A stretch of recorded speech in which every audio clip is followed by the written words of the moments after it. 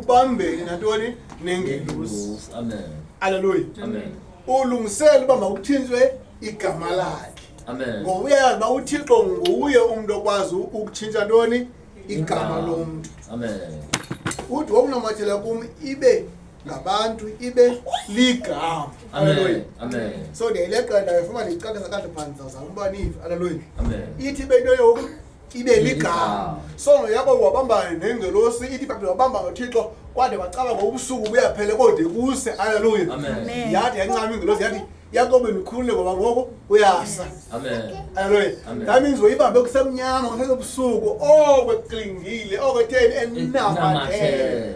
Hallelujah. Amen. Ethele kuyo. Hallelujah. Amen. So uthi kuyakwazi ubanjwa uhlele kuye ngomthandazo okumbambile. Hallelujah. Amen. Uthi namhlanje andiyeke lo mthandazo. Hallelujah. Amen. Uthi le game ndixoxa uthathe fasting. Hallelujah. Amen. Because ndifuna ukunamathela kuwe. Hallelujah. Amen.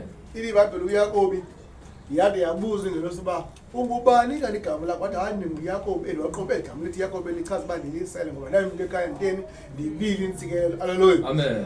Then yathi okay ke ukusuka namhlanje igama lakho awusanguYakobi ungu-Israyeli. Hallelujah. Amen. That means wanikwa igama uYakobi. Hallelujah. Amen. That is why uThixo athi yena ufuna abantu banamathele kuye.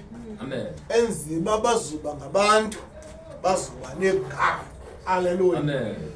Lela gama lalulelwa ngubani?